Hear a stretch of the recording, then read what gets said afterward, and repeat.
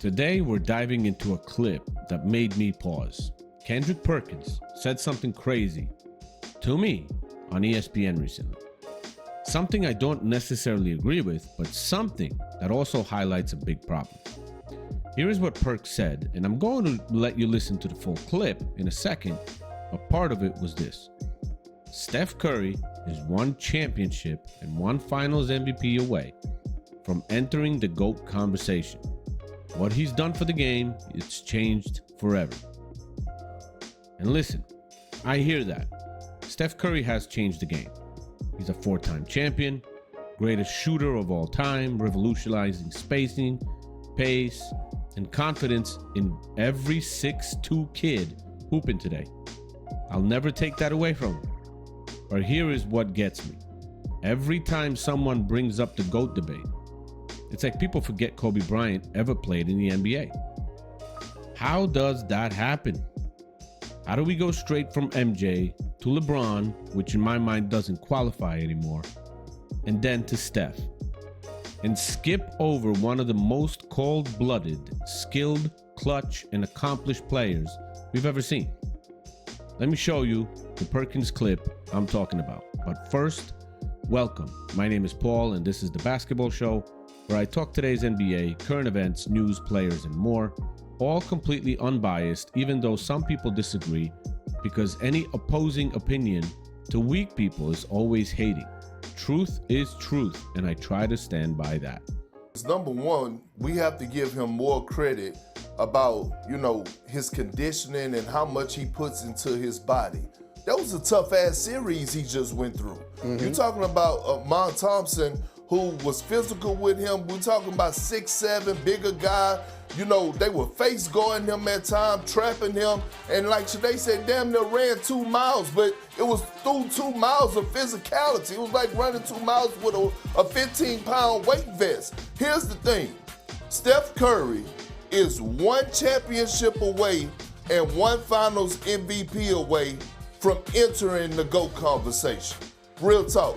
He's one championship and one finals MVP away from entering the GOAT conversation. And I would dare somebody to try to argue or make me seem like I'm saying something ridiculous.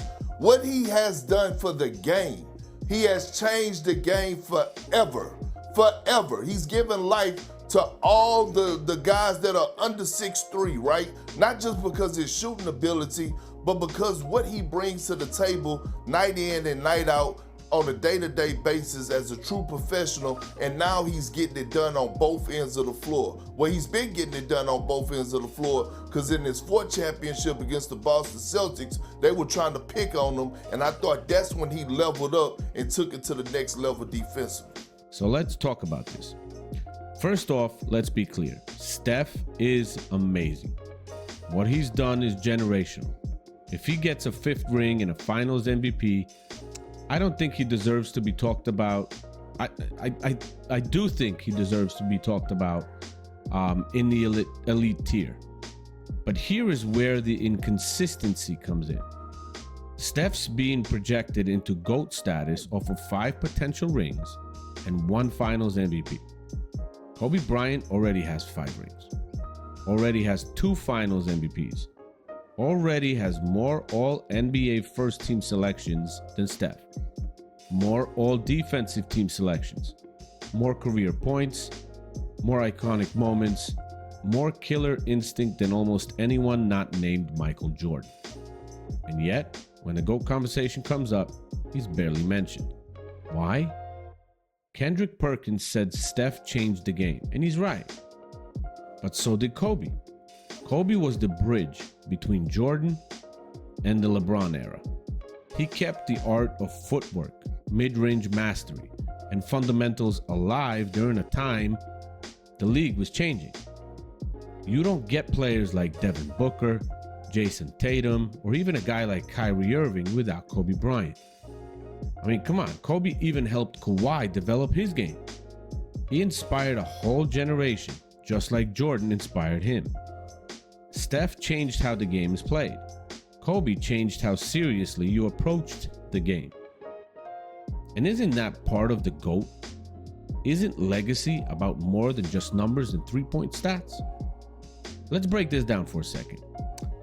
Kobe Bryant's resume: 5-time NBA champion, 2-time finals MVP, 1-time MVP, robbed of at least one more during his career, 18-time All-Star, 11-time All-NBA first team, 9 times All-Defensive first team, scored 81 points in a game, dropped 60 in this final game, played 20 seasons with one franchise.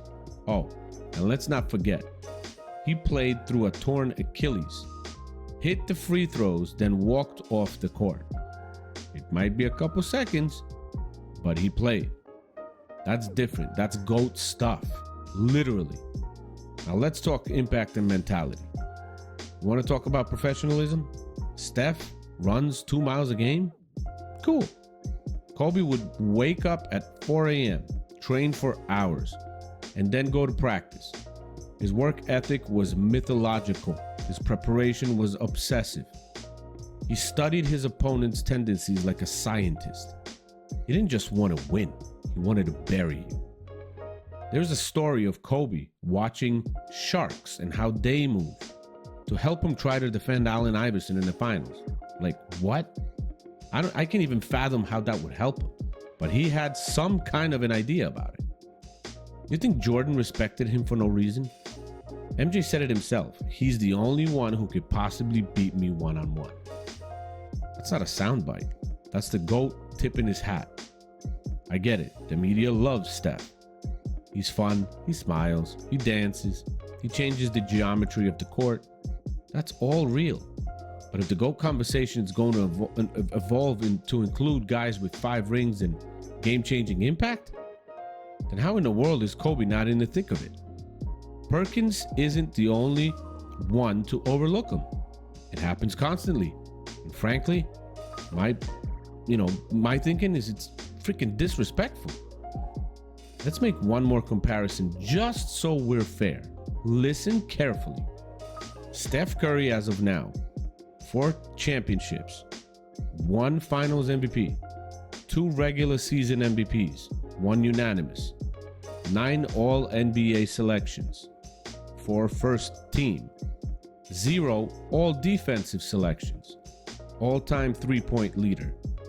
And Kobe Bryant, 5 rings, 2 finals MVPs, 1 regular season MVP, 15 all-NBA selections, 11 first team, 12 all-defensive selections, 9 first team, 4th all-time in scoring. The difference, Kobe did it on both ends. Night in, night out. Steph was evolved defensively, yes. But let's be honest, nobody feared him on that end. People feared Kobe.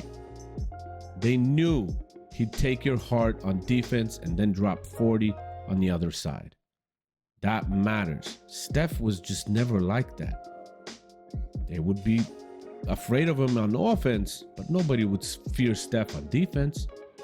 This isn't about tearing Steph down. He's already a top 10 player ever, easily. But if we're going to open the door for him to enter the GOAT territory with 5 rings and a finals MVP, then Kobe Bryant should already be sitting at that table. The fact that we have to remind people of that constantly is a failure of the narrative, a failure of memory, a failure to respect greatness when it doesn't come wrapped in media-approved packaging. So shout out to Kendrick Perkins for showing love to Steph. I have no problem with that. But next time you talk GOATs, put some damn respect on Kobe Bean Bryant's name. Because this man dominated 2 different eras, reinvented himself after Shaq left, became a mentor to league's future, and did it all with a killer instinct we haven't seen since MJ. That's not just a great career. That is a potential GOAT career. Let me know what you think in the comments. Does Kobe belong in the GOAT conversation just as much as Steph, LeBron, or MJ? My opinion again, LeBron doesn't belong there anymore, but a lot of people still say he does. Have we let the media rewrite history too much? Smash that like button if you're Team Mamba. Subscribe for more real NBA talk every week. This is the Basketball Show, and I'm Paul. Catch you in the next one.